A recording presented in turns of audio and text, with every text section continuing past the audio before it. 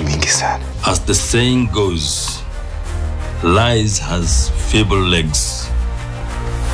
They run faster, but they don't last long. Daddy! Mr. Amazon, wake up! Mr. Amazon! Mr. Amazon!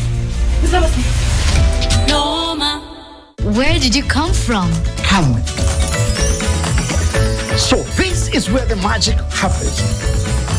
This is for you kids. Taste the magic with our festive cakes from DPL Festive Bakery. Delight with every bite. This December, history will be made in Taita Taveta County. Join us as Defki Group unveils Kenya's first pelletization plant for magnetite iron ore. This state-of-the-art facility is set to revolutionize mining and steel production while creating over 2,000 direct jobs and tens of thousands more in associated industries. The groundbreaking ceremony will be officiated by His Excellency the President, William Ruto, and will be live on NTV from 2 p.m. Be part of this transformative journey. When we come to church, we come to be gifted, to start that which God has given us in flames. We come to get power, so that we may become great in life.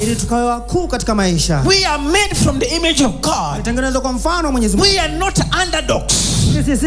We are great because we are carrying the great I am. We are not failures. We are a success. God has given us power, the Holy Spirit, to start the gifting of God in our lives, to become great, to become a millionaire, to go far in life. I have good news for you. Power will come upon you today, and by this service today, your direction will change forever in Jesus' name. Amen. This week on Churchill Show. For real life, watu wa C wanaemploy watu wa A. Nikasomea hiyo C. Longi kizeeka sana mwanaume atupangi anakata inakuwa boxer. Sasa kuna katengo lingine. Hii ni mbaya. Hii ni mbaya. Kungolota na umekonda.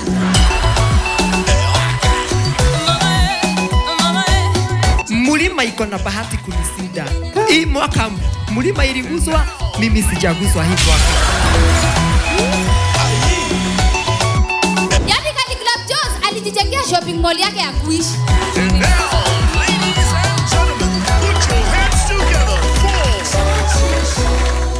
For fast relief of strong pain, like headache, toothache, and muscle pain.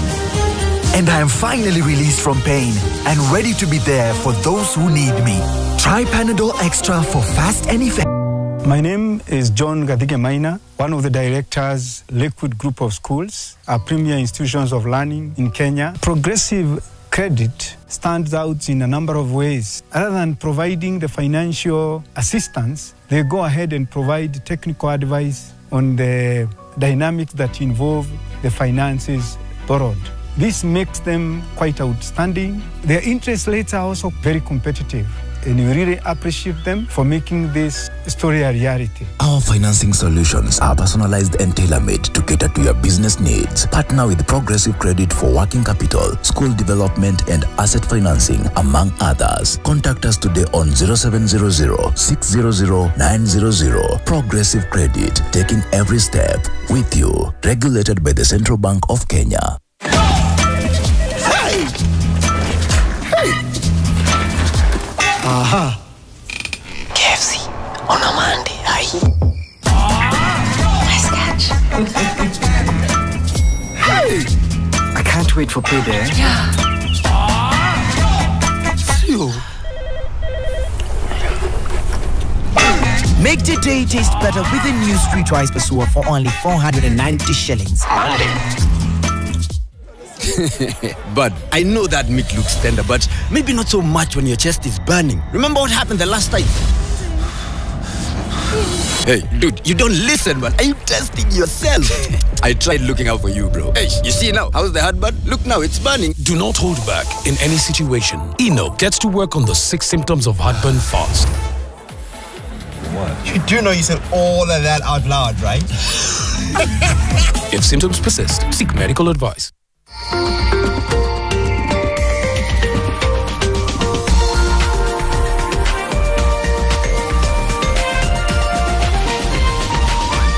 This is NTV.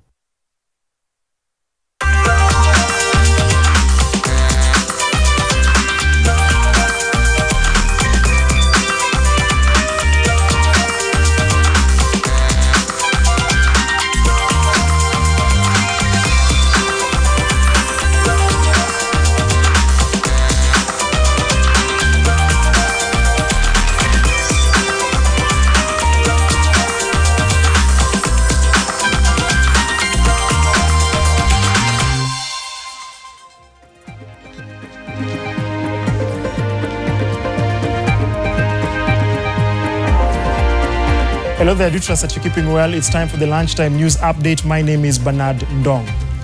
Now, we begin in the health sector where it is reprieve for medical interns in the country after the government finally released funds for the payment of monthly stipends and accrued dues. Health Cabinet Secretary Deborah Barasa says over 965 million Kenya shillings has been released to be shared among 826 medical officer interns, 274 pharmacist interns, 71 dentist interns, 140 clinical officer interns, 1,185 nursing officer interns, and 1,251 clinical officer interns who have diplomas.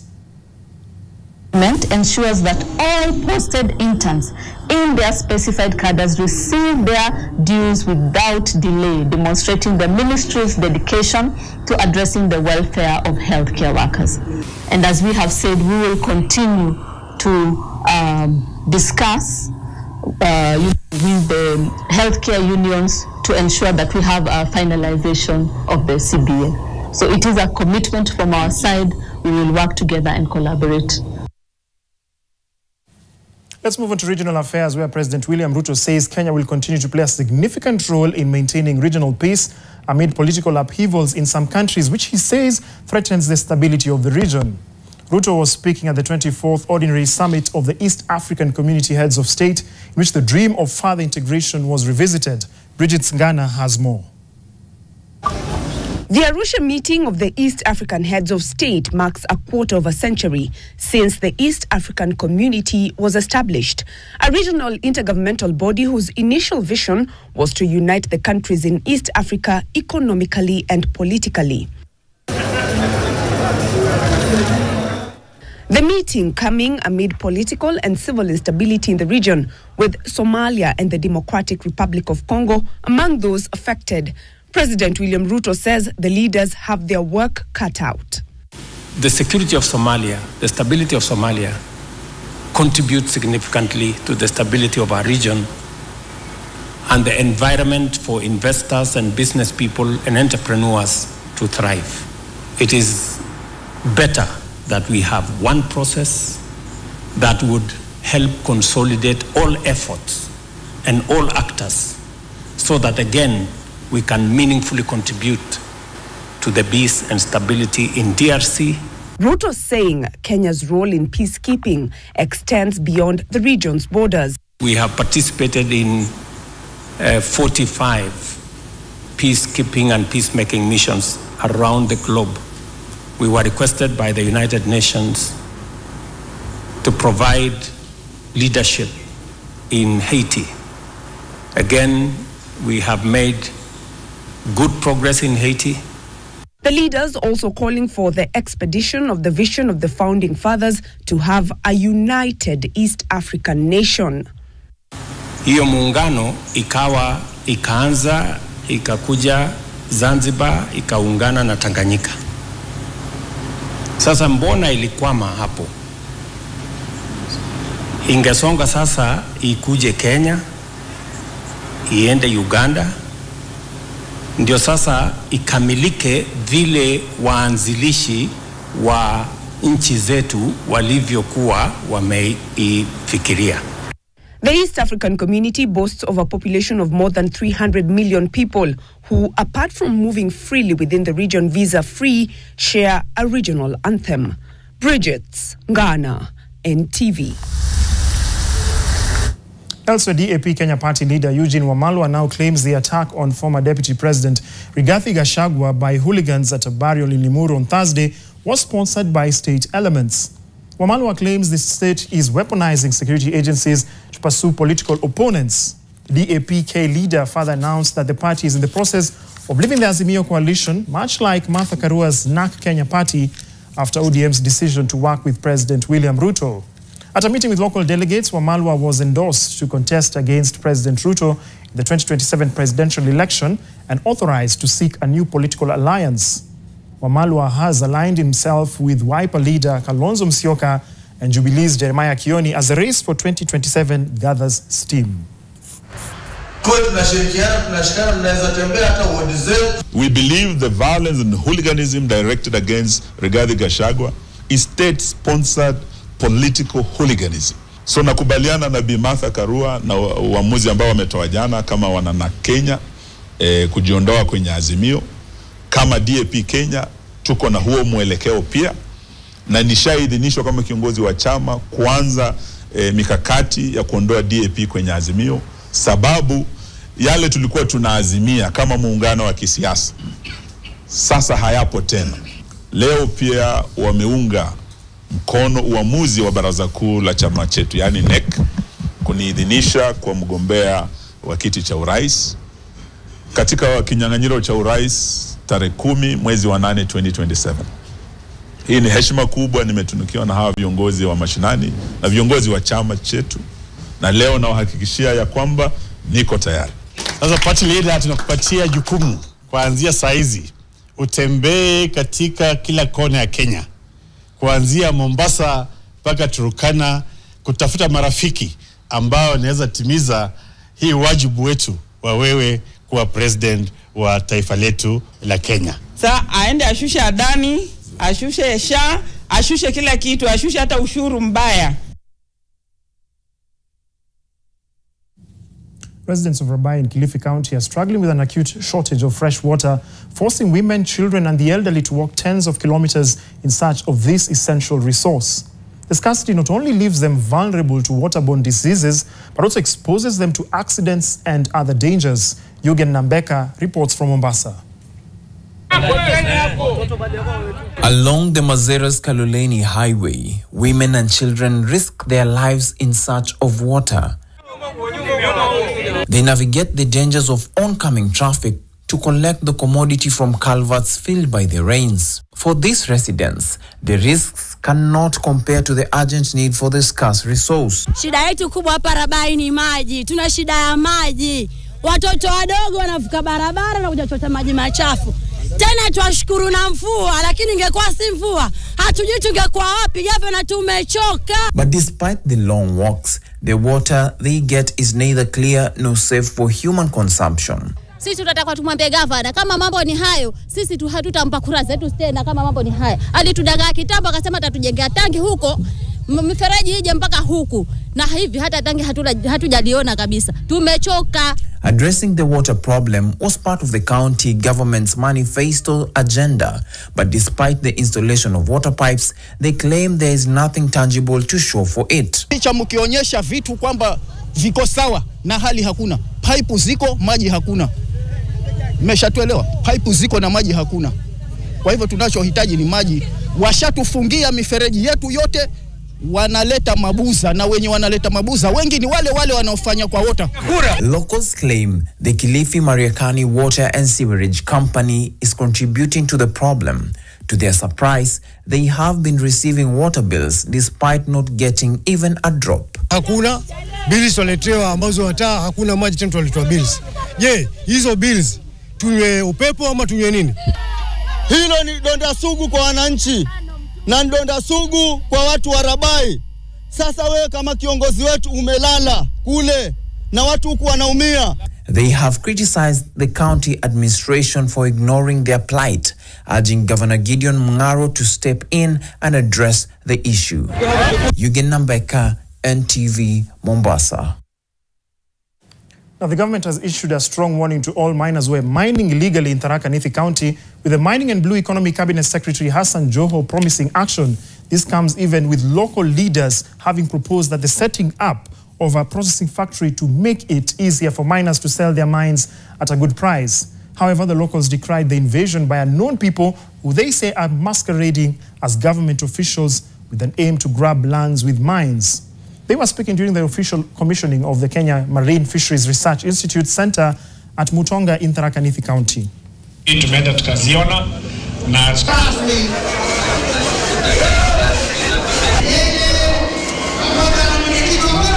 we would like the center for processing hiyo madini, whether it is copper, whether it is those other refined minerals na zile strategic minerals, so that we can export minerals ambaye iko na maana, iko na value kutoka Tharaka Nithi County. Mimi sikumbuki kupeana leseni mtu hapa kuchimba madini.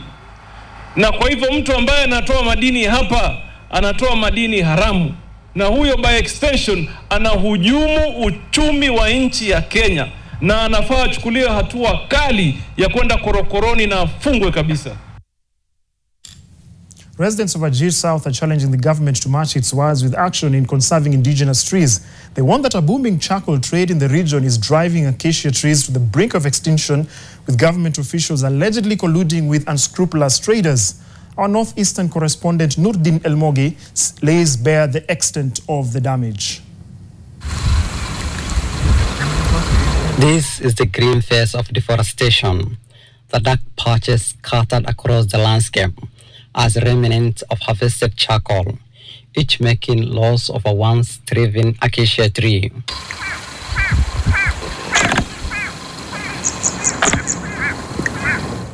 Every one of these blackened spots represents destruction of nearly 20 acacia trees.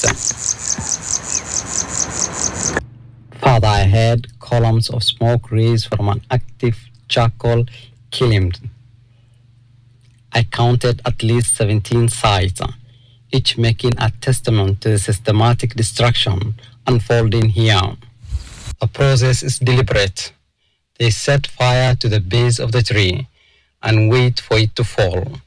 Once the tree is down, the logs are cut into smaller pieces, starched, covered with sand, and set alight. We are witnessing a carbonization processes where the gases are removed from the junk of the steam, the branches of acacia tree, the most indigenous beneficial tree for the wildlife and livestock in our community. Our backbone economy has been destroyed here.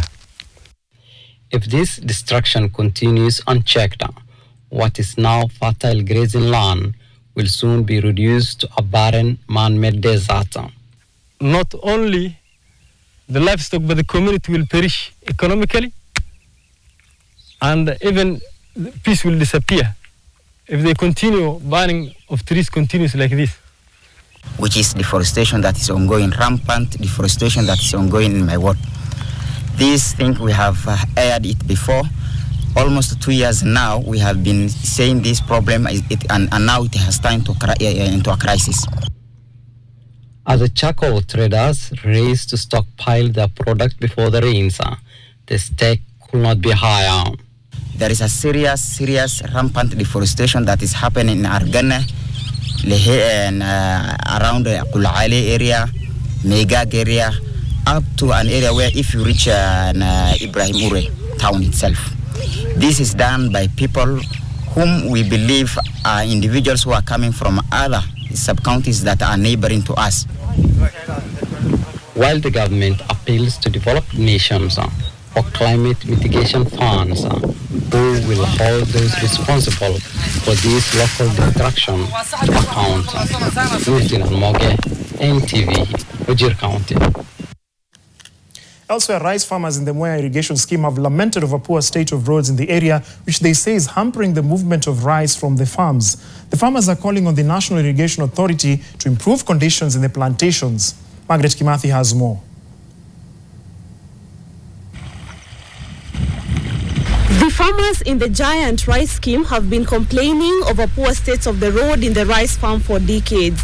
With heavy rains pounding parts of the country, the situation has worsened. Farmers are spending hours on the road with bags of rice, despite paying water levy for maintenance of the roads in the scheme. Tuko na shida nyingi sana ya barabara, hadi tunauliza serikali kwani imetusahau na nini? Maana ukiangalia hadi huku barabara zimeharibika, mkulima akilima mchere unapata ni ngumu sana kupeleka hiyo mazao kwa nyumba.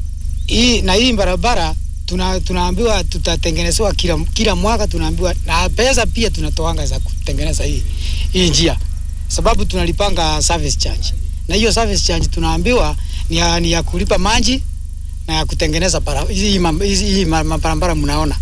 The impassable roads make it difficult for farmers to transport rice for storage. They are now counting losses as they are forced to part with up to 500 shillings to transport a bag of rice from the paddy to the main road. Kuna watu ambao wako karibu, hawa wanatumia wanatoa kama 300-500, lakini mtu ambaye ako bali anatoa kama 700-800 kutoa hiyo gonia kwa barabara. Na tena hiyo ni kutoa kwa saba. Kuweka kwa barabara pia inachukuliwa na gari, analipa kama 200 kupeleka mahali anataka kupeleka. Serikali inafaa kwanza iangalie mitaro. Maji inaja kwa mitaro, maji ikija kwa mtaro inaingia kwa shamba, na sasa ni wakati wa kukata mchele. Earlier in the week, the government said it has set aside 700 million shillings to repair and rehabilitate over 650 kilometers of feeder roads in the Moya irrigation scheme. Water CS Eric Muga acknowledging that the poor state of the roads is affecting increased production in the scheme. There are almost 667 kilometers of roads hapa, ambazo mingi zilitengenezwa from 1967, si ndio? Na hazijapata maintenance. The water levy ambayo mkulima analipa hapa, kusema kweli haitoshi hata maintain the canals themselves. Some canals are in dire need of maintenance. The CS says the ministry is working towards scientific methods to eradicate the golden apple snails, which have been destroying rice seedlings, leading to losses. Margaret Kimathi, NTV in Nyeri County. That report by Margaret Kimathi from where allows us to take a very short break. I'm back with much more, including regional news as well as sports. All that after this very short break.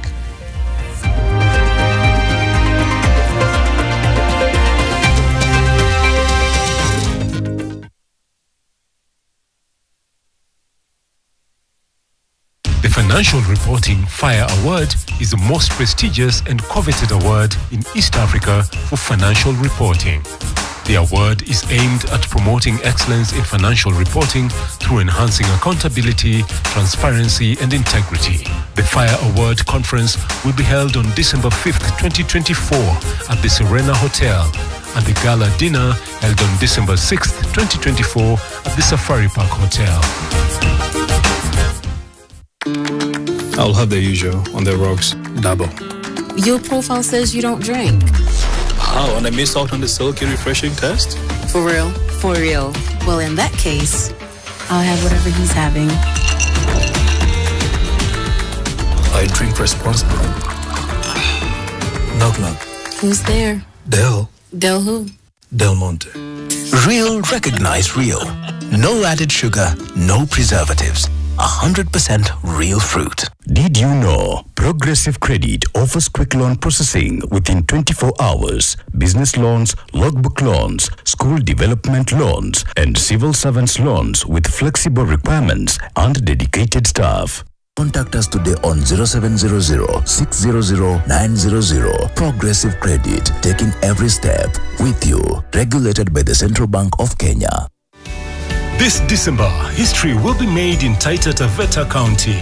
Join us as Defki Group unveils Kenya's first pelletization plant for magnetite iron ore.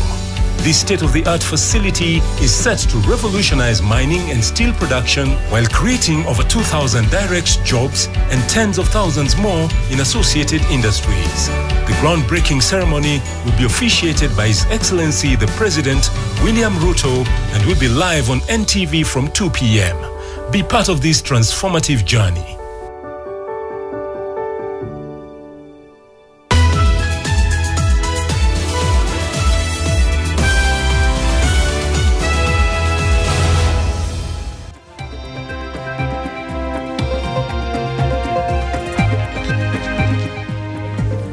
Welcome back to NTV at 1.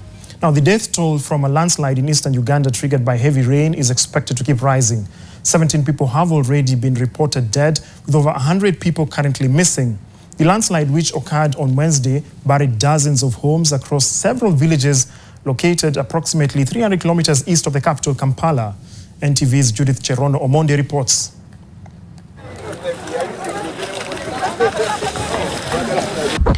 Six villages once inhabited by homes and schools are now submerged in deep mud.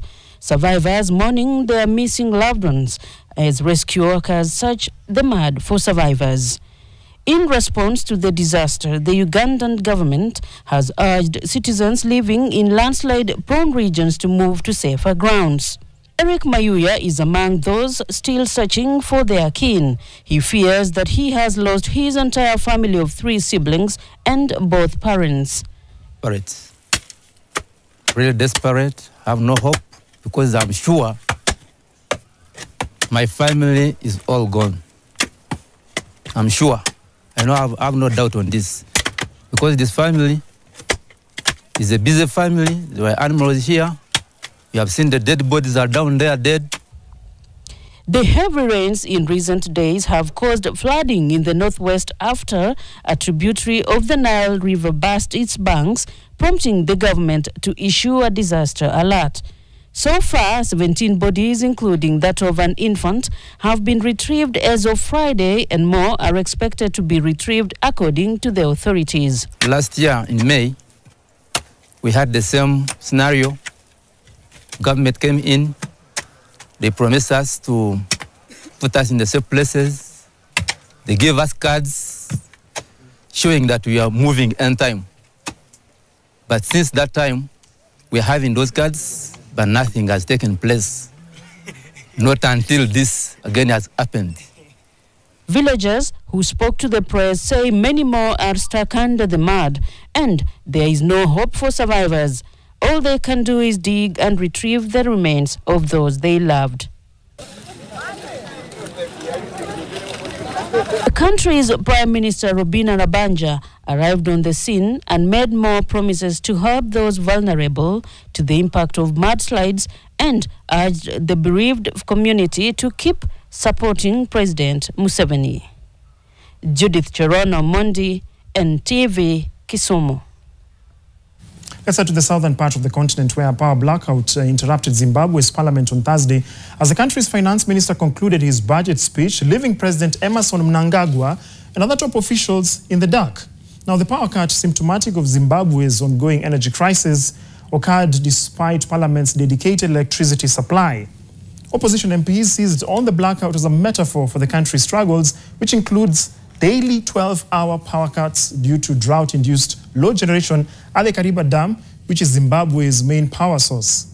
Before the interruption, Minister Mthuli Ntshube projected a 15% contraction in the agricultural sector this year due to drought, but forecast 6% economic growth in 2024, citing expectations of above-average rainfall that will also boost power generation.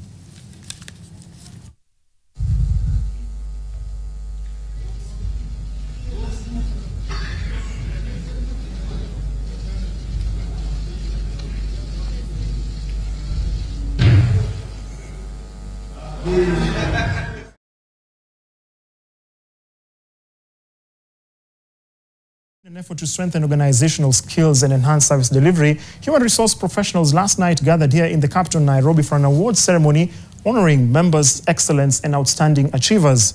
During the 5th HR Awards Dinner Gala, the stakeholders emphasized on the critical role of HR in fostering workplace excellence, the stakeholders urging professionals to align their strategies with business objectives to build a competent workforce for the nation. The event also acknowledged their rising stars in the profession. The Public Service Commission Chairperson, Ambassador Anthony Mushiri, was the chief guest, and the Institute of HR Management, the chairperson, Philip Odero, called for better management of employees' welfare. All of us here form a human resource base, which is the most critical in the scaffold that you have created. the human resource scaffold. And to sum it up, it is what that liberates our potential as leaders. So your organizations often take the shape and characters of your leaders. I urge all HR practitioners to continuously strive for excellence, whether working behind the scenes or in the spotlight.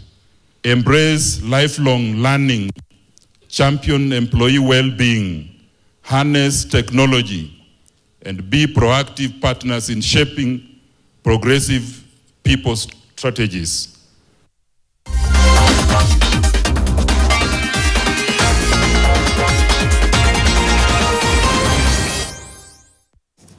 It's time for the sports update, and the Harambee Starlets rallied from a 2-goal deficit to secure a 2-2 draw against Morocco in a friendly match that was played at the Mohammed VII Football Complex.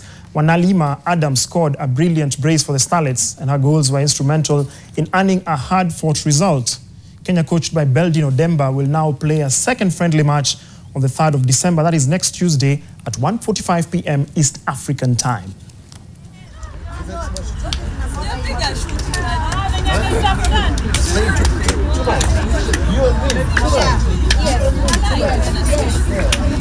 Our opponent alikuwa sawa, dakika za kwanza tu kujua venye anacheza, but venye tumeendelea kucheza game tumejua ako aje, na na hope game next tutawin inshallah. Hizi friendly kama hizi zitatujenga sisi kama wachezaji tushikane miguu kabisa kwa pamoja. Unajua ni watu wengi hatujacheza kwa pamoja kitambo. So at least tukipata friendly more kama hizi zitafanya tu bond pamoja sisi na maofficial wote, sisi kama wote tu kama team. Yeah.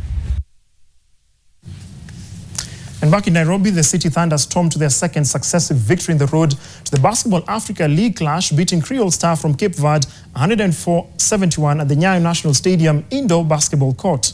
Now Thunder roared ahead early, holding a 33-18 lead.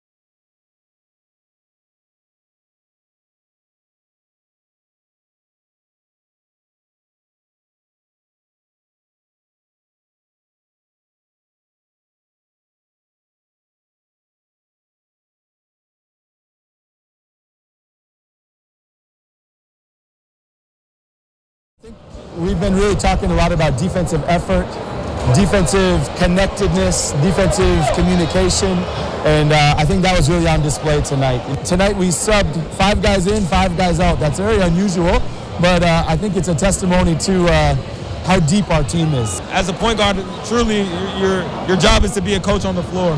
So I try to think in that way, and whatever our team needs me to do in that moment, I try to provide that.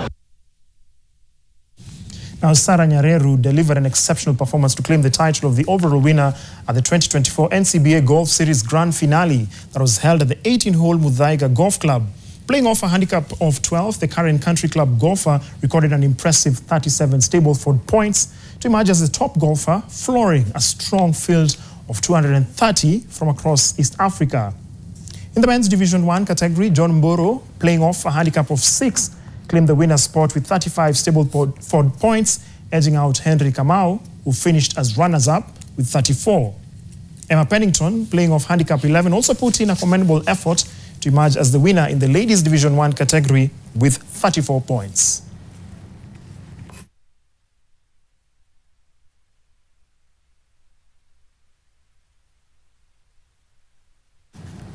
And finally, Brighton and Hove Albion played to a 1-1 draw against bottom place Southampton at the IMAX Southampton Stadium as they moved to second in the Premier League table. Kauro Mitoma capitalized on poor Saints defending to head Brighton in front midway through the first half.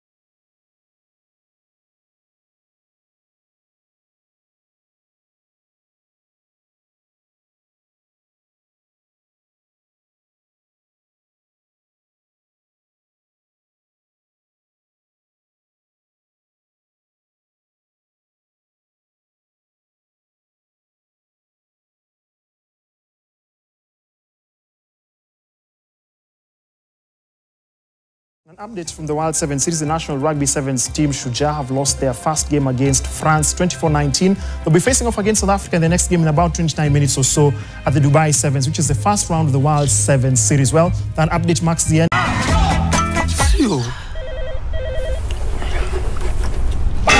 Make the day taste better with a new Streetwise Pasua for only 490 shillings.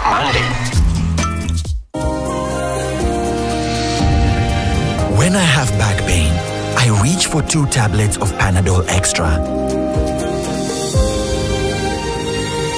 It's boosted by caffeine for fast relief of strong pain, like headache, toothache, and muscle pain. And I am finally released from pain and ready to be there for those who need me. Try Panadol Extra for fast and effective relief from strong pain. Welcome to San Francisco. The best players in the world. It's the most beautiful thing you could ever witness. Welcome to the official start of All-Star Weekend, an NBA All-Star Celebrity Game. Let's go, baby! Stars of the future here on display. The lights are on, the stars are here.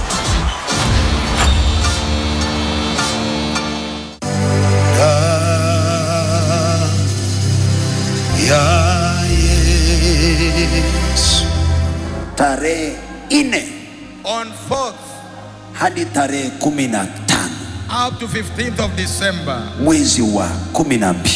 Mungu anatupa nguvu kupitia kwa damu na mwili wa mwanawe.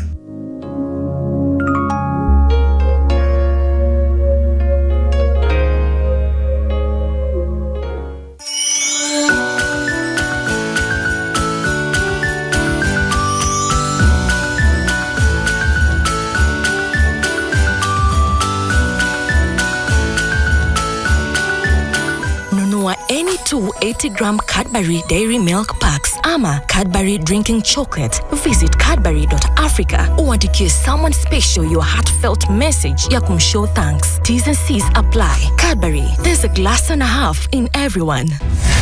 Do you know what was the factor then? It was glory. When that glory comes upon you, things start to happen about you. Things that cannot be explained. You become bigger than you look. Hallelujah. But again, you see, the glory of God has come to stay. So you'll never be apart from it.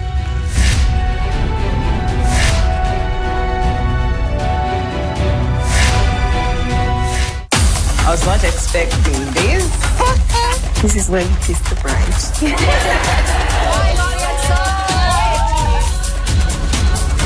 You're the artist and this is the art. Juwesi dadangu, you're not my sister. This is not your mother. This is not your house. Urudi kwenu. Be kind. Rudi kwana huku. Hufai kunongelesha hivyo. I have my rights. Na huwezi kunifuta hivyo kiholela. Toka sikwambii tena. Ondoka. Hapa ninaita fumigator sasa. Wanaweza kuwa wameacha kunguni. Kunguni ni wewe. Kunguni ni wewe.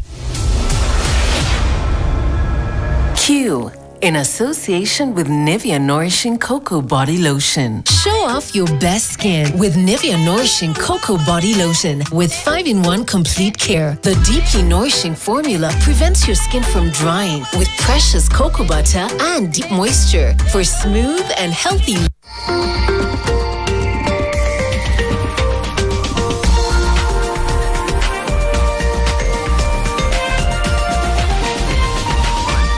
This is NTV.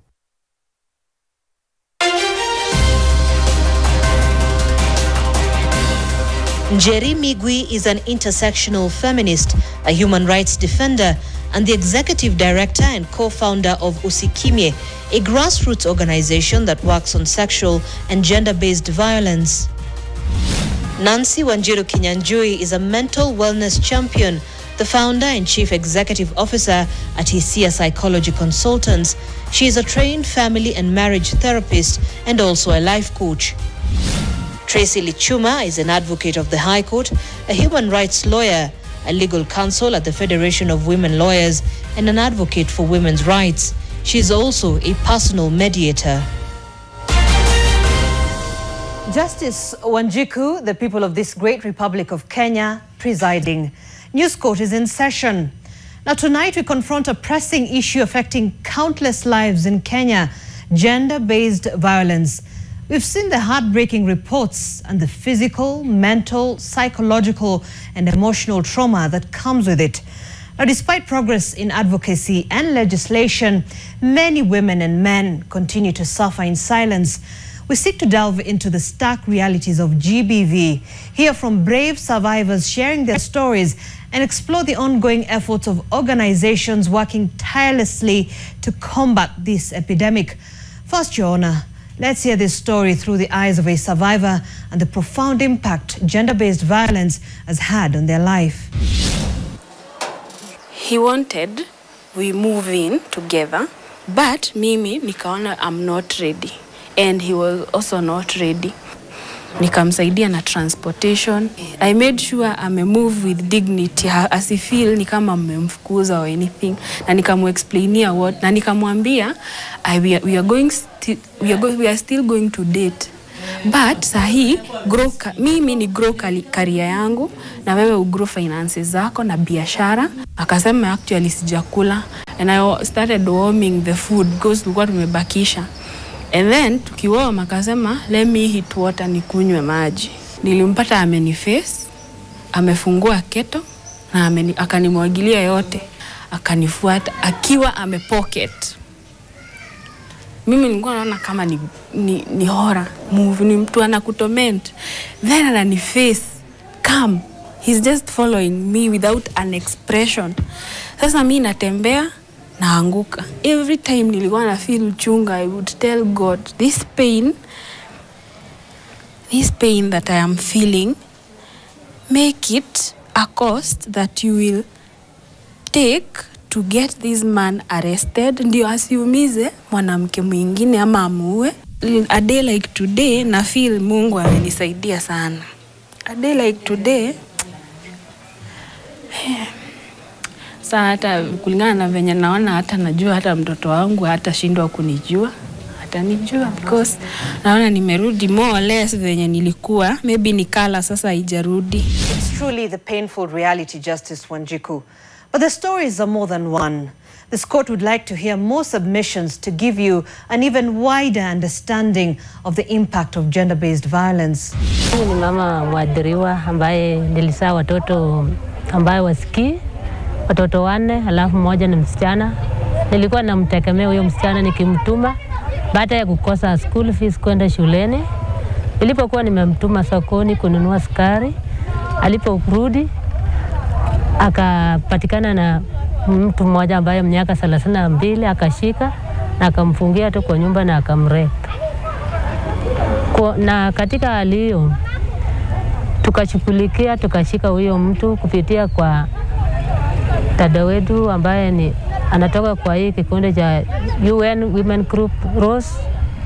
Mpaka tukashika huyo mtu tukapeleka kwa polisi. Siku hiyo yenyewe tukapeleka mpaka OC, tukashughulikia huyo mtoto mpaka mtoto akapata dawa akapewa, na pia huyo mtoto akapewa pamoja na mimi counseling. Tulipopewa counseling ndio tukaendelea pia na mtoto hivyo mpaka wakati yenye huyo mtu alifikishwa kotini. Pia hii UN Women wakasaidia huyo mtoto apate interpreter, maana huyo mtoto ni deaf, haongei, ni bubu. Huyo interpreter akakuja akaongea pamoja na huyo mtoto mpaka huyo mtu angali huko gerezani. Hiyo kesi ingali inaendelea. Ni community walipika simu, waliona kama mtoto anashikwa akifuruta yani akipika yowe ya kisiwa anafanya ila alifurutia chini mpaka kwa nyumba hivyo. Kijiji wakawana wakanipikia simu, na nilipochukua hatua nikakimbia mpaka kwa hiyo poma. Hakika nilipata mimi mwenyewe really niliathirika kuanzia siku hiyo kimawazo. So kama mimi survivor mmoja ambaye niliumizwa sana na nikasaa mtoto ambaye sijui baba yake mpaka wa leo kupitia tu tuluma yenye tulifanywa Mount Elgon. Niko na mtoto, maisha ni ngumu, kukula ni ngumu, kufaa ni ngumu, ninaumia ya kutosha. Hata huyo mtoto nikitazama kwa macho yangu huwa inanipa fikwasa juu ya maisha yangu. Kwa sababu baba yake hajulikani. Na mume wangu aliumizwa.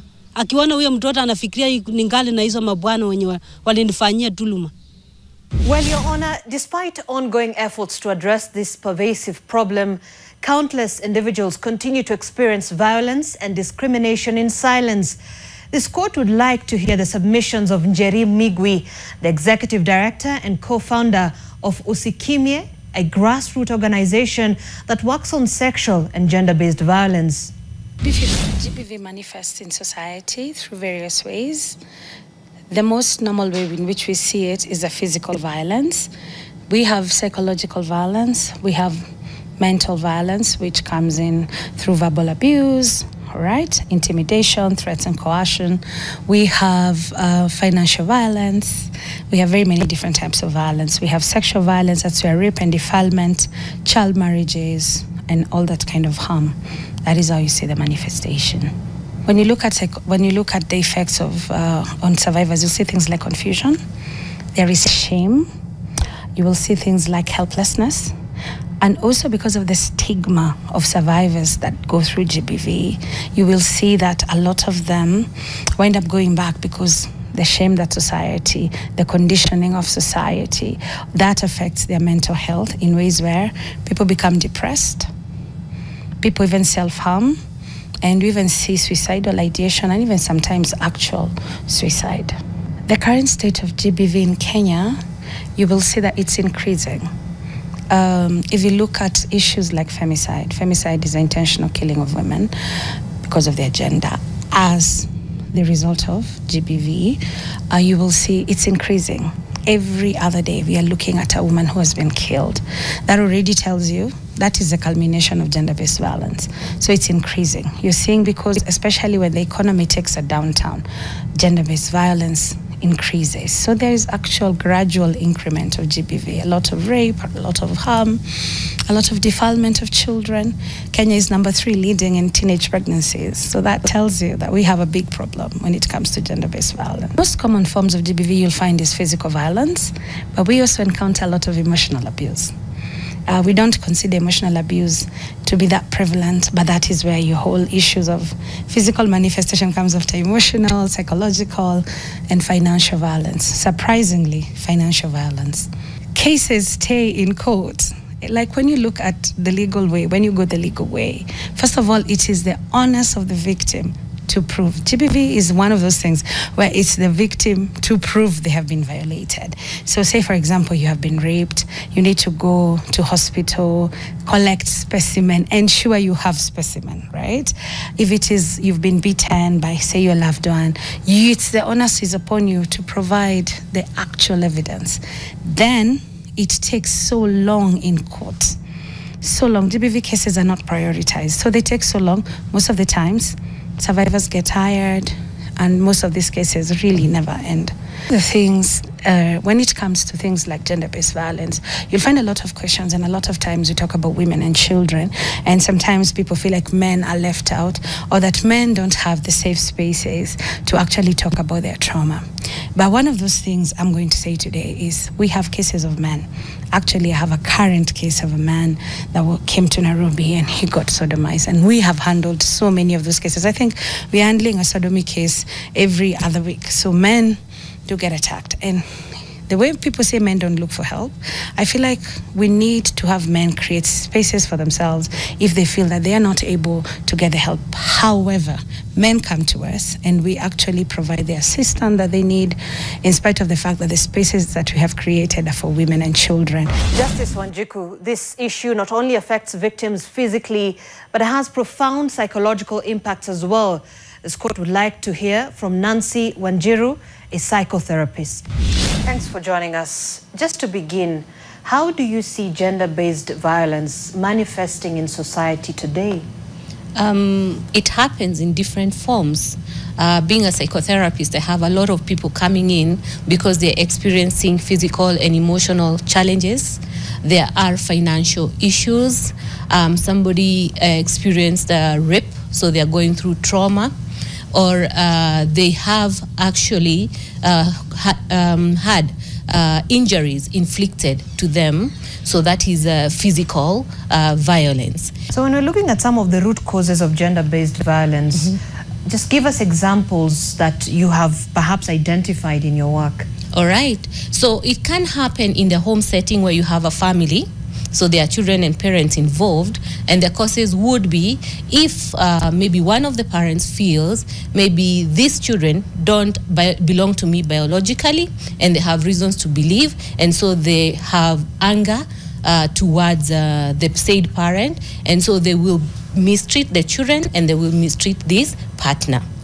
It could be that they deny them food, they deny them opportunities for education, or they actually molest the children in their home. In the case of relationships, you have abuse verbally happening, which will impact the person's self-esteem and even their identity. They may have challenges in actualizing themselves, being productive in the society. So apart from trauma, you talked about trauma being one of the psychological impacts that survivors have to go through. Yeah. What are some of the other indicators that perhaps somebody who's not even talked about it, yes, you can be able to identify and say this person is going through gender-based violence? Or has gone through gender-based violence. So maybe a child who got sexually molested, be it male or female, might have a high sex drive, and so they will have a lot of encounters with different individuals without fully making a commitment, because they are seeking to revenge, or they are seeking to re-experience what they had gone through. If it is physical, then you will find somebody being very violent, or they are not withheld, they are not controlled when it comes to expressing themselves. They may throw things at you, they may actually hit you, they may threaten, such that you remain in a context of fear because they are unable to deal with themselves. On the part of the perpetrator, they are usually struggling with self-esteem issues, challenges with belonging and feeling fully accepted, and at the same time they could have adverse psychological disorders. So there are inner issues as well with the perpetrator for them to act the way that they do act. Yes, there are. And for the victim, on the other hand, because of the context or the situation that they have been put into, and they don't have enough willpower, will continue to trigger the victim by the way they behave, by the way they act, by not being able to know what the offender actually expects. So when they try to voice themselves out, if they are not fully equipped in standing for themselves, they may find themselves in a hard situation. So for the victims, it is important not to be quiet, but to seek the right support. One of the things that we say breaks gender-based violence is talking about it. And the beauty of this is that even in the police centers, there are gender offices where if you report, you're held, you're given the support, okay? So for children who experience gender-based violence and they come to us, we direct them to the right support centers. You find many people who experience this are quiet until things reach a boiling point where now it's gotten out of hand. So at what point, or how do we address that particular matter? Seek information. That's the first thing. If you're at an age where you can seek information, look for the right support. Being quiet is conforming, and it is enabling the perpetrator. You speaking up helps save somebody else through your story, right? And you do not have to suffer to the point of death for it to be spoken. You need to be your own hero. So you're not doing yourself any favor by keeping quiet. It means you will transmit that to the next generation if you have. Or if you don't, yourself will end up having physical ailment such as cancer, gastrointestinal issues, and even having trauma in the head. One other issue, and I think perhaps not many people talk about, is the men who also experience gender-based violence. We see many reports of women who've come out to speak on it, but there are many men who are suffering in silence as well. Exactly. How do we handle that? We encourage the speaking up, they're seeking medical intervention, they're self-equipping, this is for both men and women, and at the same time, encouraging one another. I know for most males, they will hold back because they feel I have to conform into this expression or demand from the society. And they have to learn skills such as communication, setting boundaries, and at the same time financial planning. They have to learn to grow themselves, you know, such that they prepare for launching out of that situation. Right. Yeah. And just finally, a message to perhaps somebody who's experiencing gender-based violence and has no idea where to begin. Right. I would like to use the opportunity to extrapolate what gender-based violence is. And I think I began by mentioning it can be physical. That is when somebody actually hits you.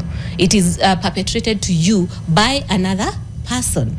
And the person can even have trained people within you to violate you so that it's normalized, okay? The second way would be psychological, and psychological, we look at it being the way you think, the way you're made to believe and think about yourself, and emotional. When your feelings are invalidated, then you are actually experiencing GBV in the form of relationship. The laws that exist to protect gender-based violence, we have the first one that we have is the Constitution of Kenya, which provides that everyone has a right to be free from discrimination and equality. The second one that we have is the Sexual Offences Act, which normally protects sexual violence. So that is rape, defilement, and any other sexual violence. We do have the Anti-FGM Act, which protects women and girls from undergoing the FGM. We also have the Protection Against Domestic Violence Act, which essentially protects women or girls or any other individual who may face violence in their life. So they help in issuing protection orders against this individual, which essentially protects them. As to how effective they are, I believe they're very effective on protecting the rights of the individuals who might want to protect themselves from the perpetrators. The challenge is, one, is re-stigmatization. Because once a person who has faced GBV, they have to keep reporting their case to every place they go. So be it the police station, be it the hospital, then again in court, and sometimes if the witnesses are not there, you have to come back and still give the witness. So I think one of the challenges they face is the re-stigmatization. The other challenge that they may face is that sometimes the court processes is a bit quite lengthy. We have specialized courts these days. They are almost in every county. So they specifically just deal with SGBV matters or GBV matters. So I think that has been a plus in that sector, in which the specialized courts which only deal with these cases. So it helps in reducing the time that the case is in court. It also has specialized prosecutors, specialized judges who have gone through the training on how to handle survivors of GBV and how they can employ a survivor-centered approach. Government should put in measures. First of all, they should do a lot of sensitization and creating awareness in our community so that people understand that the law protects everybody on gender-based violence. And also, when there are cases around gender-based violence, government should come in and ensure that people get justice around gender-based violence. Because most of the time when there are cases around gender-based violence, you realize most people are not able to go and report because they complain that they don't get justice. So we would want to see government being on the front line to ensure that all the cases of gender-based violence are coming through and the perpetrators are being brought to book and justice is being prevailed.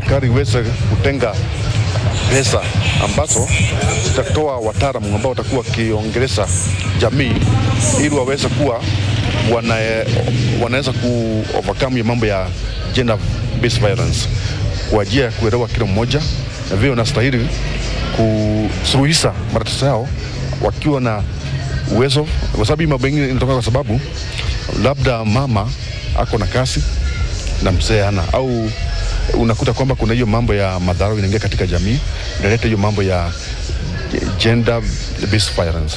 Serikali ambaye mtu ameshikwa na hiyo hatia, saa zingine kwanza kabla hukumiwa apelekwe hospitali, angaliwe kama akili yake ni timamu. Hata wengine wanakuanga na akili timamu. From human to human and humiliation, dishonesty, disorder to destruction. There's a silence heavy as a storm cloud. It's like a shroud, a suffocating cloak where love was supposed to bloom, but instead it withered. Can you hear the cries? A daughter stifled, her dreams crumpled like paper, a mother's tears, a heavy rain that never clears, and the boy who learns that strength means silence, to swallow his heart, to wear anger like armor. She is not a punching bag. He is not a punching bag. Gender equality is not gender inequality. Gender-based violence is a thief in our midst. It steals the joy. It steals trust, turns love into a weapon, leaving behind shattered reflections. We must change, not in anger, but in truth, to hold space for healing for every story that's ever been silenced. News Code.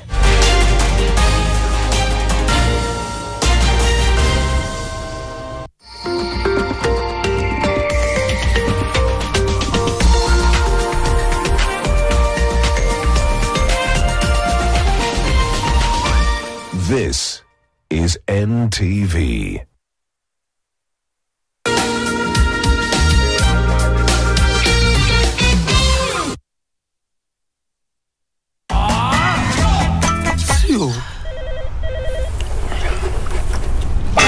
Make the day taste better with a new streetwise pasua for only 490 shillings. Monday.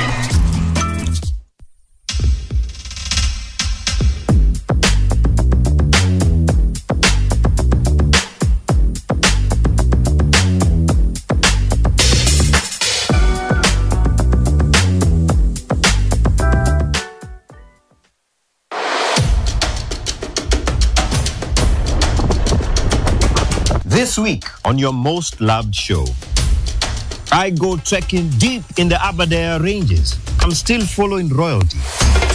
I get to see where Queen Elizabeth had her first breakfast as queen. The late Queen Elizabeth came here. Yeah. She had breakfast, and then it got the second name, Queenscape. Also, just because Ali have breakfast, I ikaitwa Queenscape. Yeah. I get to experience the longest, tallest, and greatest waterfall in East Africa and the second longest in Africa. Where did you come from? Hamlet. So this is where the magic happens. This is for you kids. Taste the magic with our festive cakes from DPL Festive Bakery. Delight with every bite. This December, history will be made in Taita Taveta County. Join us as Defki Group unveils Kenya's first pelletization plant for magnetite iron ore. This state-of-the-art facility is set to revolutionize mining and steel production while creating over 2,000 direct jobs and tens of thousands more in associated industries. The groundbreaking ceremony will be officiated by His Excellency the President, William Ruto, and will be live on NTV from 2 p.m. Be part of this transformative journey.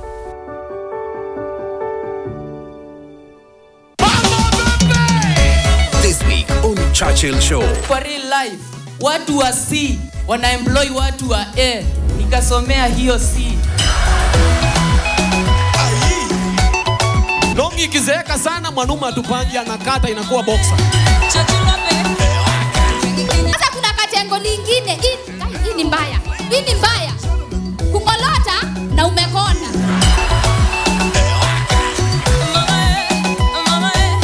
Mulima iko na bahati kunisida. Hii mwaka mulima iliguzwa, mimi sijaguzwa hii mwaka. Yaani Kadi Club Jones alijijengea shopping mall yake ya kuishi.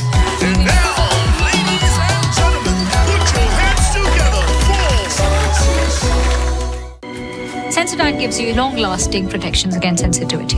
And people come in and they're like, oh, it works. I can have ice cream and I'm not in any discomfort. I recommend Sensodyne because it works. It's brilliant.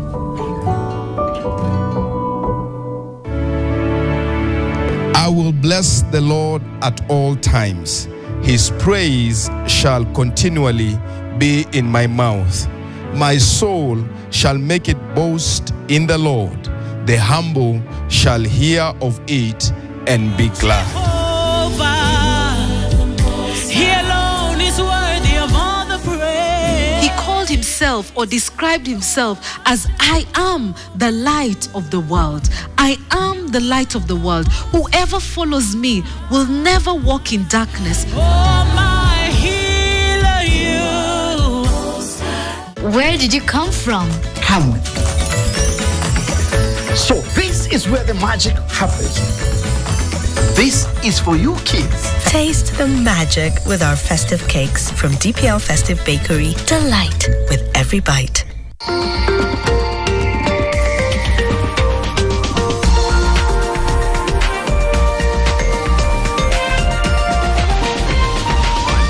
NTV, turning on your world. The following program has been rated GE. It is therefore suitable for general family viewing. Welcome to Pishi Bomba. My name is Claire Karatu. Welcome to the show that brings you easy yet delicious recipes. That's me teaching you, our viewers, how to make any recipe step by step. All you have to do is let us know what you want to learn how to make, and we invite you to the Pneumatic Kitchen and we teach you. Now, we have been having kids over, especially because of the fact that it is the holiday period. So let's find out who's joining us on set and what we'll be making.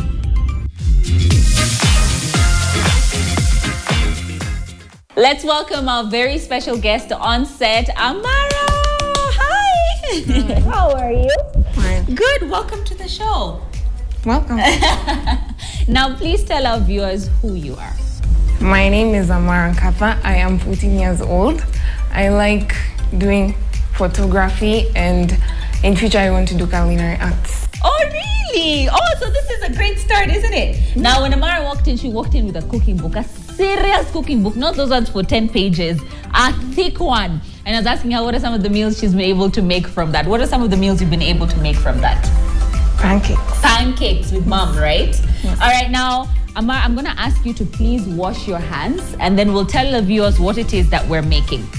Now, it is the holiday period, and there's nothing as beautiful as getting your kids in the kitchen to get handsy with the food that they will be eating, because they will be consuming quite an amount of food during the holiday period. Cooking is a fun activity that will be able to get them off your screens and off their screens, and of course also just build their talent when it comes to cooking. Now, on today's episode, we will be making, should we tell them? Yes?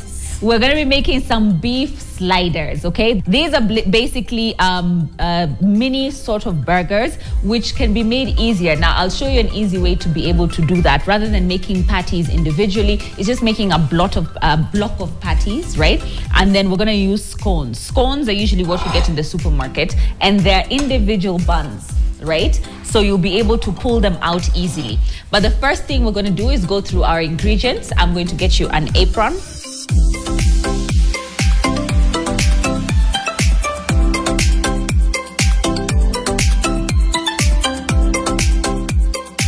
Now we have some black pepper, oregano, some salt, some garlic, oil, eggs. This is dania, chopped dania. We've got some mustard, mayo, and ketchup for the sauces, butter, tomatoes, white onions, breadcrumbs, and then we've got some small diced onions to just put in our meat as well, mozzarella cheese and minced meat, and our scones. Yeah?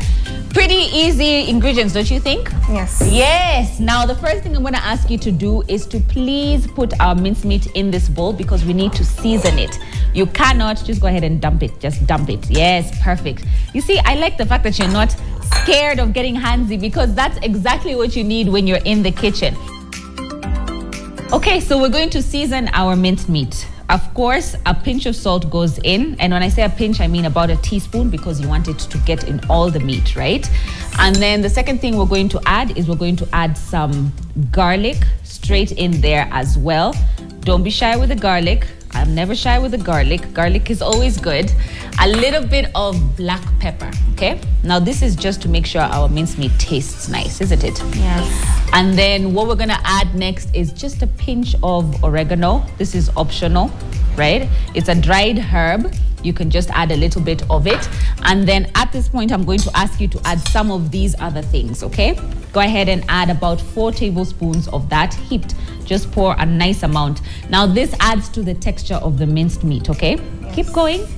Keep going, don't be shy. You can actually add about 6 so that it can be just enough of that. Perfect, perfect. Thank you.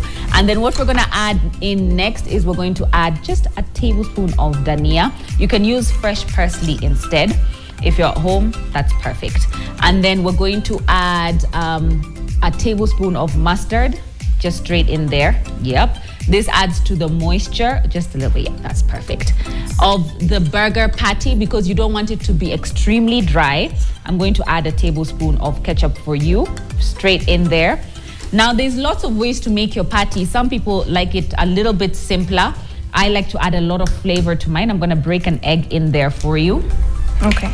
And I just want to give this a mix first. You can mix it with a spoon, actually.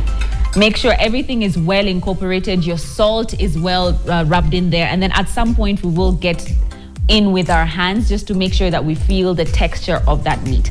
You can see this is a bit dry, but once you add in, I'm gonna add in another egg. Now what we're using here is about 600 grams of minced meat, okay? Now, Amara, what are some of your favorite things to eat? Pizza. Pizza. A lot of people like pizza, huh? Yes. It's delicious. Pizza is delicious. I love pizza as well. All right, Amara, I'm going to help you just see how the texture of this, and the reason we're going to work it with our hands is to make sure that, and I'm going to ask you to do it as well. I just want to get some of it mixed completely, is to make sure that our patty is mixed with all that goodness, okay? Yes. All right, now get in there. Please mix that. I'm going to wash my hands and I'm going to fry these onions just slightly until we call it sweating, right? We're not going to brown it. We're going to sweat our onions, okay? Yes. Just until they become a little bit translucent. So far, so good? Yeah? Yes. Easy, right? Yeah. Okay, I'll be right back. Let me wash my hands.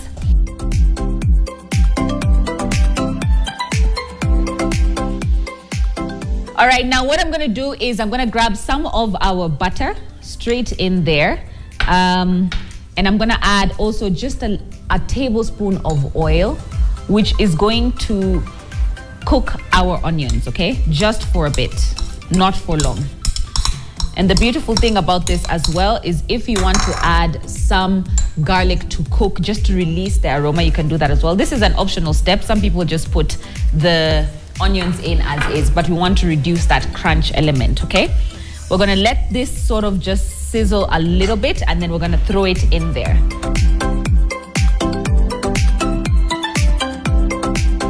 All right, now what got you interested in culinary arts? I just love the way people play around with food. With food, yeah? Yes. I know, and then simple ingredients, then it turns out to this beautiful dish. Yes. Yeah?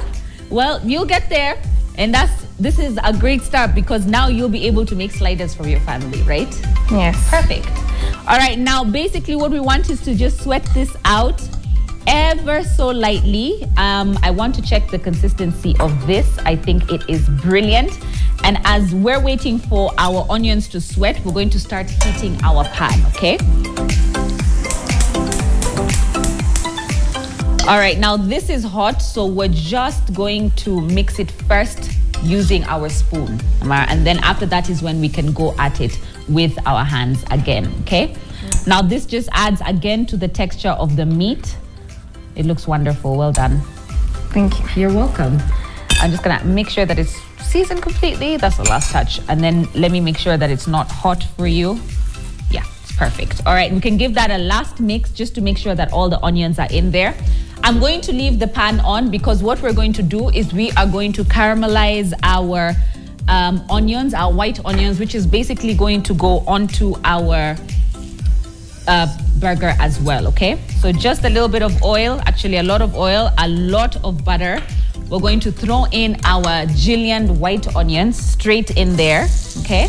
Yes. And then, of course, you want to go in with a little bit of salt just to make sure that we have good flavored onions. Do you know that white onions tend to be a little bit sweeter than red onions? No? Now you know. So that's the reason we're using white onions, just to make sure that we have that sweetness from the white onions, okay? All right, now there we go. We're gonna leave that for a bit. Amara, you can go ahead and wash your hands. And what we're gonna do next is we're going to fry our patty, but not in different segments. We're just gonna make it into a nice flat sort of structure, and then just fry the whole of it as is. Amara, you did a really great job here. It's really mixed through perfectly, actually.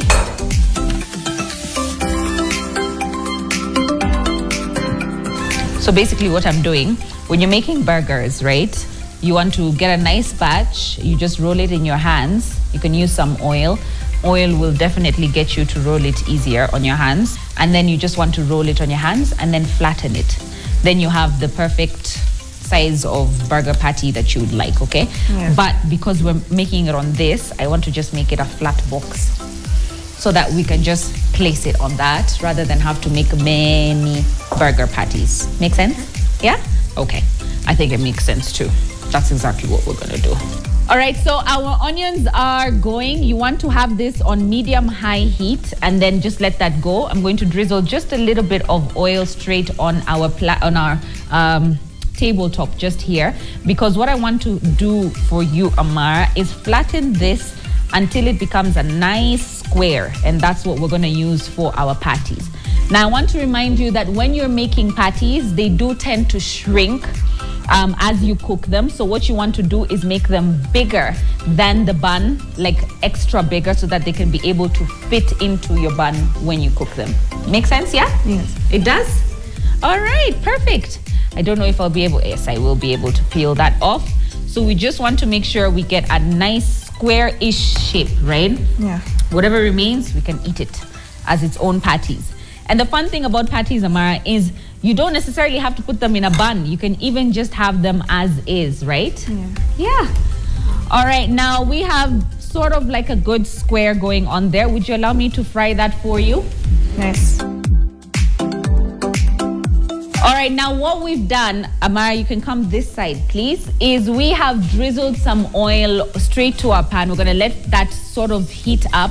Our onions, we wanna keep watching them and turning them. And so what we'll do is we'll now gently lift our patty once our pan is hot. We're gonna place this straight on there as is, as a whole block, and basically just cook it on both sides until it's cooked through, right? This is where you hear the, how do you like your meat? Well done, medium rare? How do you like it? Well done, well done, okay. All right. Now, what's the one thing, Amara, that you've always wanted to learn how to cook other than pizza? Cake. Cake? A birthday cake or just a regular cake? A birthday cake. A birthday cake. Oh, that's interesting. Yeah, that is very detailed, especially because of the fact that you have to measure the flour, you have to measure the sugar, but it's also quite simple, right? Yeah. And I would like to put some hard cream. Oh, some hard cream. Yes. Like hard, like buttercream? The hard, or the one that's hard. The one that's hard.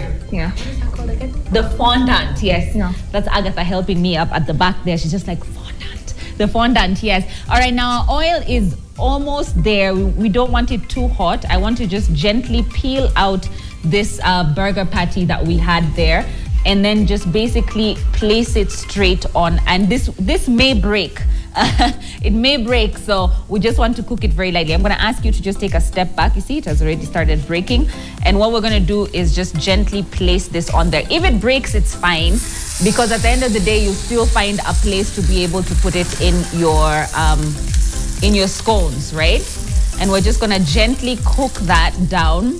I'm going to reduce the heat. Now, our onions are going perfectly fine. Our beef patty is cooking. We're going to go ahead and clear this area so that we can begin to assemble our patties. So we're going to go on a short break and we'll be right back. Don't go anywhere.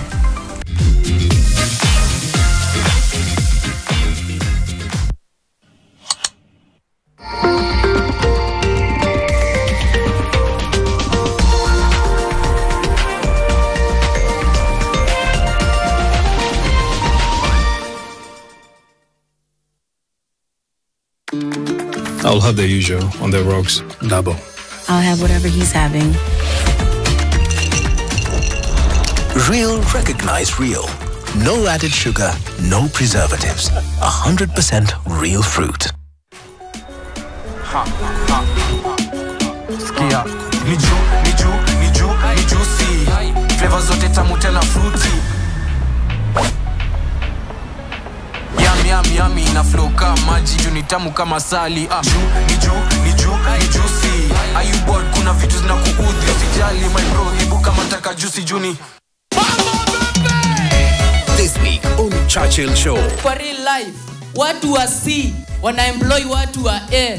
Nikasomea hiyo C. Longi ikizeeka sana mwanaume atupangi anakata inakuwa boxer. Sasa kuna katengo lingine. Hii ni mbaya. Hii ni mbaya. Kungolota na umekonda.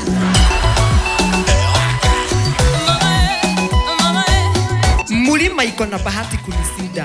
Hii mwaka mulima iliguzwa, mimi sijaguzwa hii mwaka. Yaani Club Jones alijijengea shopping mall yake ya kuishi.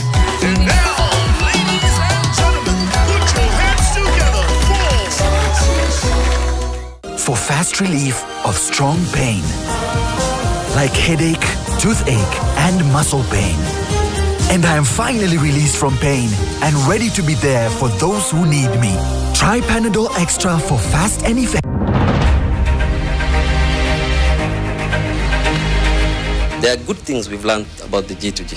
You know, the idea that we can defer payment for 6 months, unlike where we used to pay upfront. And secondly, the fact that the importation, as far as the local requirement is concerned, can be paid in Kenya shilling instead of dollar, has made such a significant difference as far as the macroeconomics of the country is concerned. And if you look today at petrol station, it's not a petrol station. The consumer behavior has actually changed. So a petrol station is a mini supermarket, is a pharmacy, is your saloon, is your everything else. So it's quite costly to sink that kind of investment right next to another. I have my first EV port in charge in our Kasarani station. It's always driven by the consumer. So we have to see, how many EV vehicles are being imported. And these are data that we're very keen.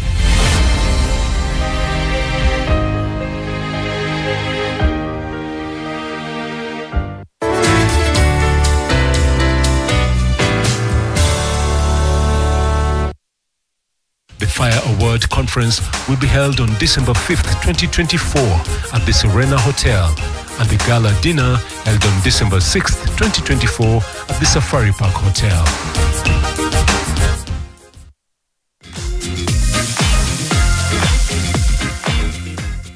Welcome back to Pishi Bomba. We have been in the kitchen with Amara. Amara, what are we making? We're making sliders. Yeah, sliders. Yes. And what have we done so far? We have put mincemeat, we have put salt, garlic. I think we did a little bit of breadcrumbs, some eggs, yes?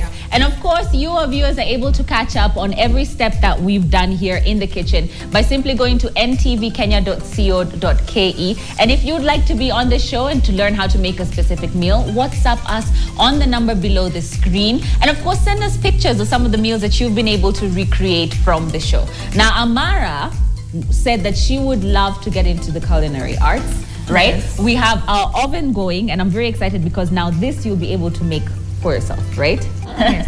Good, perfect. Now we have our onions, which are caramelized. We've got our scones, which I'll now grab here. Okay? Yeah. And I'll place them, I'll place them right here because I want us to be able to begin to layer our sliders. Sorry, thank you. Okay. And what we're gonna do is first open them up, just like that.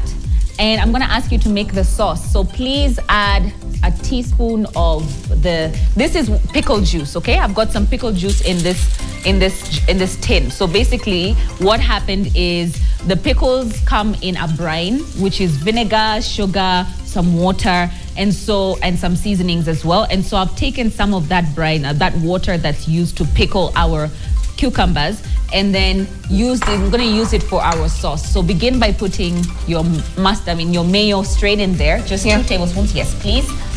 And of course I'm going to keep watching. Our patties are pretty much ready. And then what I'm gonna do is I'm going to add some ketchup in there as well. Can give that a mix for me, please. Now it's going to be quite runny, which is fine. If you find that it's too runny, you can go ahead and add, let me just add you some of that mayo. Keep going, give that a mix.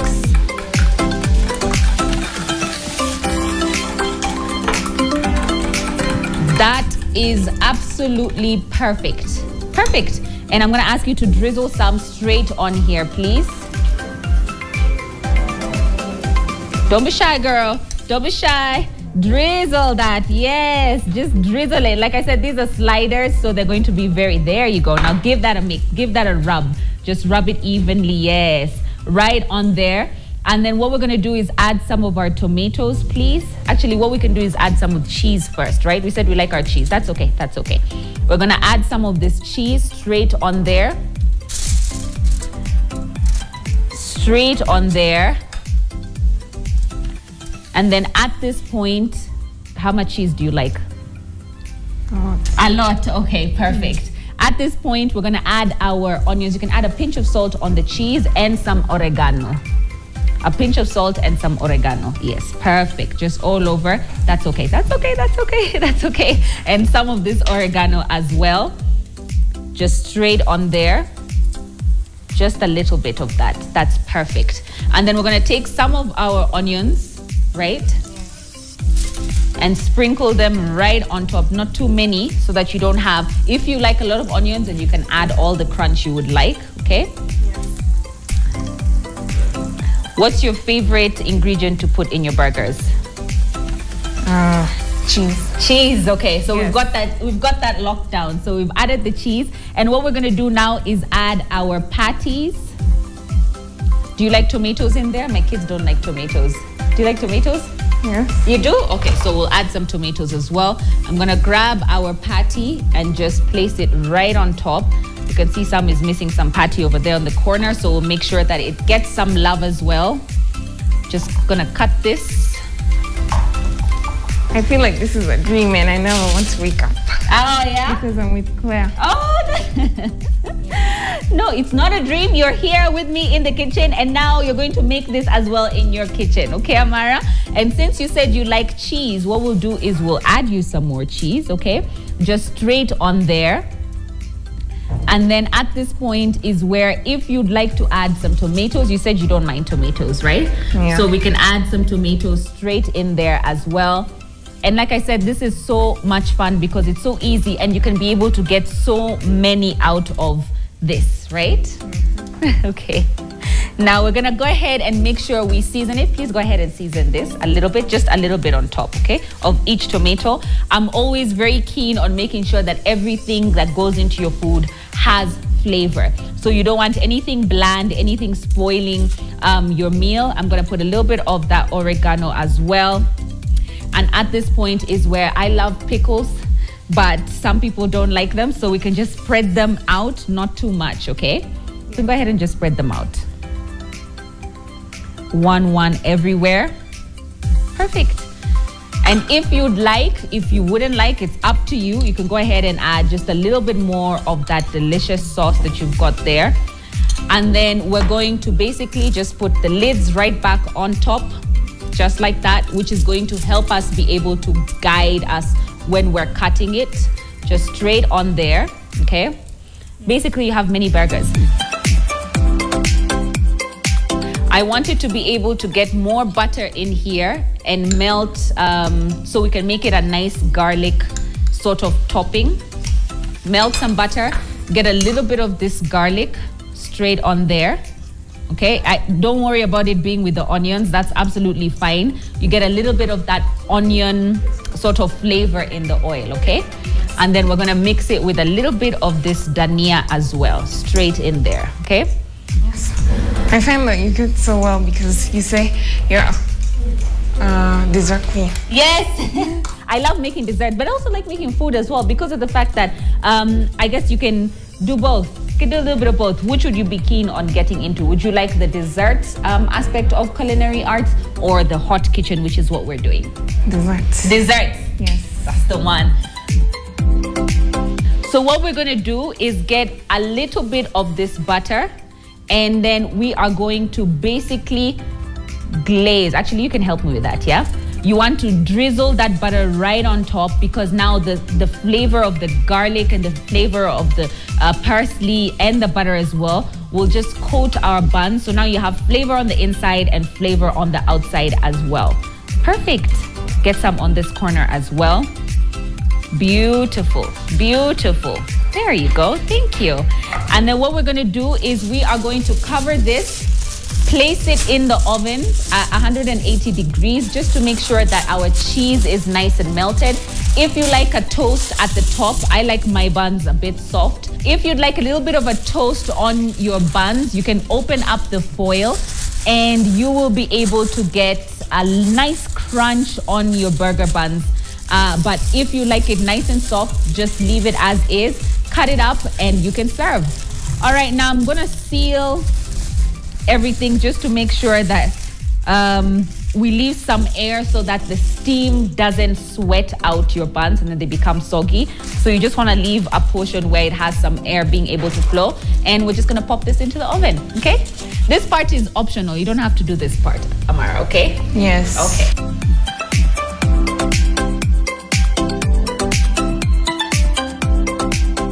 And we're going to wait for the cheese to melt, okay? Yes. All right, perfect.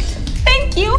Welcome. We're just going to clear here now and then we're going to get to eating, my favorite part, okay? All right.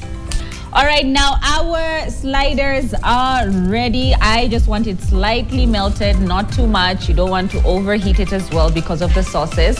So we're going to take that out. Be careful, it's very hot, Amara, okay? Okay. All right, now what we're going to do is, we're going to grab our knife. Woo, we've got our cheese melted perfectly, actually. We got some of that cheese. Oh, I just said be careful, then I burned myself. We've got some of that cheese melted perfectly. And now what we're gonna do is we're just gonna cut along the ridges of our buns, okay? We're gonna cut along where the buns are separated because it's the same at the bottom as well. Now, it's usually easier when you have like minced meat because you just pull it, yeah? You just pull it as is. And I'm gonna go ahead and turn it.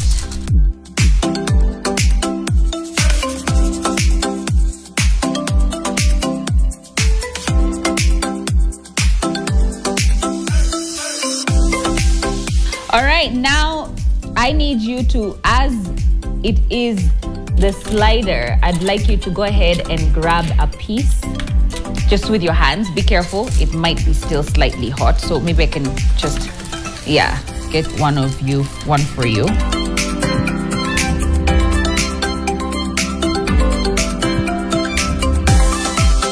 you go.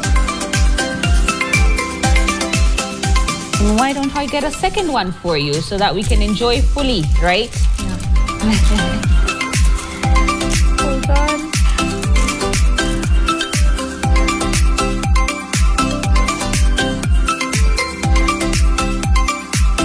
There we go. All right. Moment of truth where we both get to try it. I don't know which one I should take. I'll try this one. Okay, it's falling apart, but it's fine. Okay. Cheers. Be careful, it's hot. Cheers.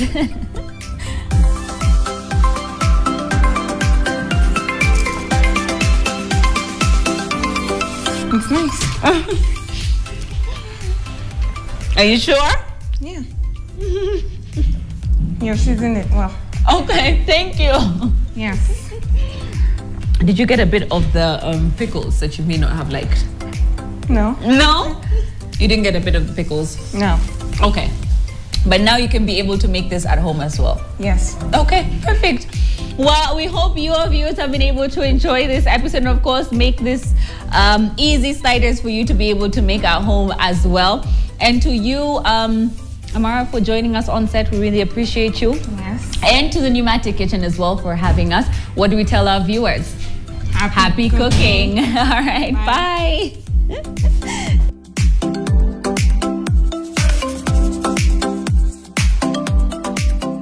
Oh, hold on, we're missing something. Yay! Nisa, wacha tunaweza jua tu kwa break. Beautiful. Moment of truth. Actually, we can take a picture now, Agatha. Be careful, it's hot. Cheers.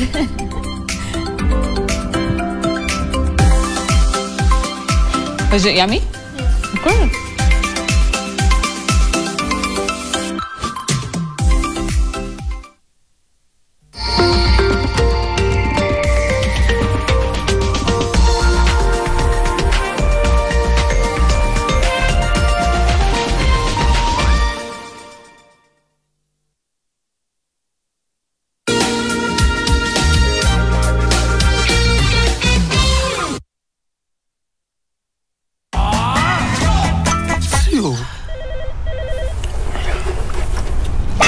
Make the day taste better with a new street rice pasua for only 490 shillings. Having been appointed Manchester United's new head coach earlier this month, Ruben Amorim has officially started work at Old Trafford. Inking a contract until the summer of 2027, the Portuguese will need every bit of that time to turn things around in the red half of Manchester.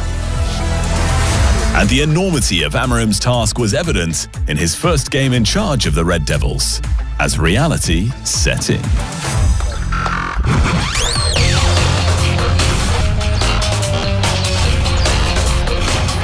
Where did you come from? Hamlet.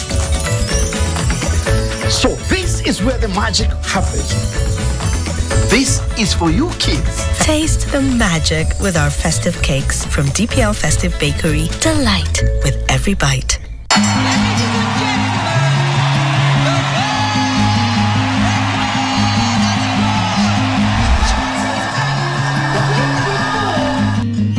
Tumekaa tukiombanga, si hata tupate World Cup. Alipopata hiyo, tumwambia Mungu asante. As I am talking now, most of them are ladies, but those who are in this camp change their names to be Jebets. They believe that by calling yourself Beatrice or Jebet, you will conquer the world. Do you know what was the factor then? It was glory. When that glory comes upon you, things start to happen about you, things that cannot be explained. You become bigger than you look. Hallelujah. But again, you see, the glory of God has come to stay. So you'll never be apart from it.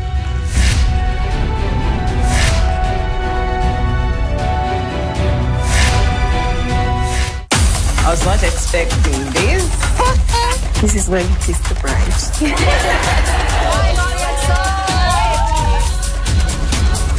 You're the artist and this is the art.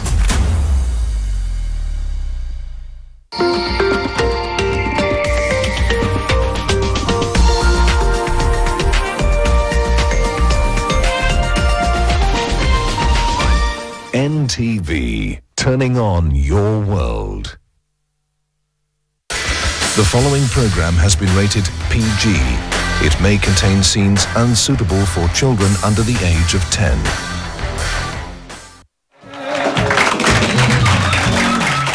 Welcome back to the Weekend Edition. I'm Dr. Kingori. Thank you for joining us for this episode. Mazee leo guest wetu ni, my description yake ni James Bond, or ata to prove right or wrong. Tunataka kufanya episode ya forensic investigation, forensic science, and our guest has been a private investigator before. Tunataka kujua the scope yenye ameenda, but it's a very interesting topic. You already know. Mafans wote wa detective series mnajua mahali story inatoka. Jabez Hosea is in the house.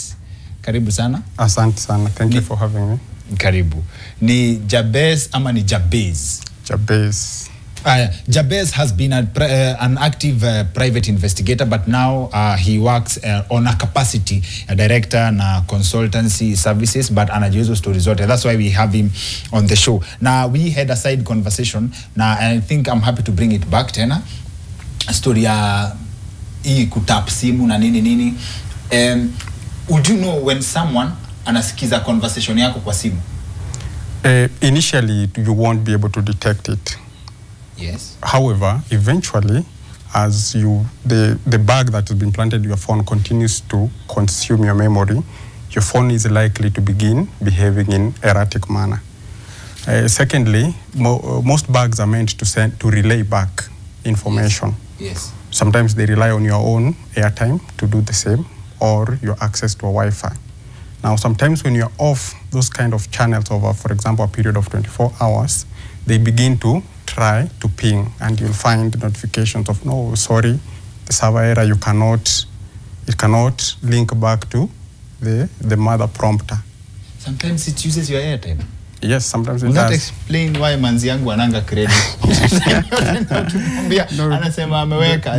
No, I don't think she's tracked, first of all, but also there are other reasons why your credit will be running out. However, from an investigation point of view or a surveillance point of view, yes, the bugs that have to report back are always detected because of those circumstances, erratic behavior.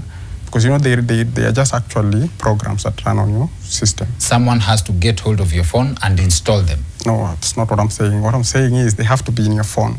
I can email you with a picture that you need to download. I can send you a quick something that you'll need to download on your phone. At a WhatsApp video?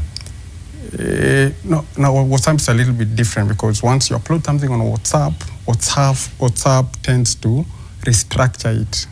Even the metadata on a video on WhatsApp tends to just get lost. That's what they mean by end-to-end encryption? End-to-end encryption means it cannot be intercepted in between. Okay. If I was to intercept anything on your WhatsApp, it has to be on your phone. Yes. Or on the sender's phone, not in between. Like, and I can intercept your communication in between. I can be listening to your phone calls in between. So it means it's not encrypted. You know, on transit, can't be intercepted on WhatsApp. So the law of evidence, even if you listen to a conversation and you know all my secrets, you still cannot use it unless authorized, right? Yes, that's what should be happening. Now, what's the market like for private investigators in Kenya? Najua hapo kwa cheating couples zimeshika sana. We understand that, and we really commend our other players in the market who thrive in that section, yeah. Because, you know, there could be a man somewhere whose, you know, woman is stepping out on him and he'd never know. And the vice versa? Yes. The vice versa, the vice versa could also be true, but by the time... It's women who... No, it's men who employ private investigators more to catch women. I think when a woman employs a private investigator, she already knows. She's just looking for a second opinion. Men are always like very green. They don't know, maybe just somebody mentioned it and they're like, you know. What's the most unique case you have ever investigated? The one that has always stood out for me, without saying very specific things, is one that we had to lift a very minute piece of fingerprint from the buckle of a belt of somebody who had been offended in one way. From the back of a belt? The buckle, you know, that car. Oh, yes, from the buckle, from the buckle. Yes. A fingerprint? Yes. And it's one thing that everybody had missed out, and we were able to get that. Ah. Yes. And you got the person you were looking for? No, we passed it over to relevant persons to look into it. Are there moments where forensic evidence has misled an inquiry? I think so, but not forensic evidence, human error in analysis of forensic evidence. For example, DNA is analyzed in two fashions. Yeah, there is something called STR and RFPL. Now, one is very isolative. It will isolate you and your brother. But one is likely to cluster close relatives together. Okay. And what do you say to someone who would want to study forensic science? They really need to have the science at heart. They really need to be okay with the very gruesome, scenes, and they really need to be very quick in their thinking when it comes to the application of that science. Okay. So in your career, ukisema gruesome, umeona mavitu zenye zinaweza fanya mtu akose kulala? Yeah, quite a number. For real? Yes. Unaongezanga na I don't. Hai. Hapana. Hata ya kulala usingizi? How do you train your mind to be ndio usiote vibaya? For most is conditioning. For example, let me give you a short. When we joined our campus, I think our year we were about 60 something students who began the course. No, it's a big number. 60. 60. I think 61. Out of 10,000, 40,000 students who are in KU every year. Yes, 60 began. However, at the end of second year, I think we were 20 at best. I think 20 or half that number. Ah. Yeah, because wengine waliingia BCom. You go and you see an actual dead body without skin. Now you know how ugly the human body is without the skin. Without clothes. Yes, even without clothes, but that at least you're used to. Without the skin, so that you're only seeing the internal structures of that body. They do that? That is what you have to learn on. If you remember yourself before joining school to do forensic science, and after that, what do you think changed in the person that you are? In terms of view on life, in terms of... my sense of divinity just went a little bit down. Divinity? How divine, yes. Kind of went, towards the south. Because with that you realize, number one, I know this will disappoint my mom if she ever heard it. The Bible says one rib was taken out of you and given to your better half. Yes. And some people believe it literally. Yeah. Yes. If the first thing you go and see a cadaver, in fact, when I got to the first examination of a cadaver, I counted the ribs, and I was told, no, that is a myth. Your sense of divinity went down, as in you started believing in God 20%. I started believing in God 20% less. 20% less? Yes. If I was at 120, 120%, I would now came back to 100%. When you mukora, then what do you believe in as a scientist? No, it's not to say that I don't believe in God. However, I just think that the manner in which you believe changes. So umesema hapana? Not at all. So how do you maintain your sanity? Like wewe uko sawa? Because of course you've seen things that would, I would say paranormal, like things that are not for the ordinary, right? So what do you do?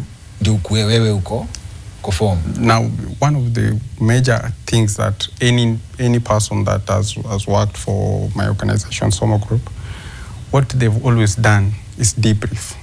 It's one of the things that they have to do. Wow. To debrief, yes, because we do not completely detach from the things we do. You might do this job for a while and you love to do it. If we take you to another thing to do, you still feel the sensation of this work you do. So it's the same thing. And some of the things, again, we do are very personal to other people. And by that extension, you get the vicarious trauma on you. So you have to find a way to debrief. If you're a sports person, you have to do it. You've got to talk to our in-house counsel, our in-house counselor, who just tries to get you to rationalize some of the things you encounter in the course of either doing your forensic work or your investigations work. So debrief ni go sitting with someone. Mimi naongea from a Jack Bauer perspective. Unaenda unakaa, umetoka crime scene, unaenda unaongeleshwa, unafanya si kusomewa, right? Yes. No, sio kusomewa. What happens, for example, let's move a little bit slightly to just investigation. Yes. When you're hired to do corporate investigation, for example, integrity check, and we come here and we have our investigators planted within your system, and you've been working with these people for like 3 months, collecting how they've been defrauding this organization. You even became friends maybe. But at the end of it all, the report has to reflect what happened. You feel so bad you betrayed some of the people. While they were doing the wrong thing, yes, but you feel I betrayed them one way or another. Now, how do you deal with that feeling? You've been planted somewhere. You become friends with a target. Can we call them a target? It's all right.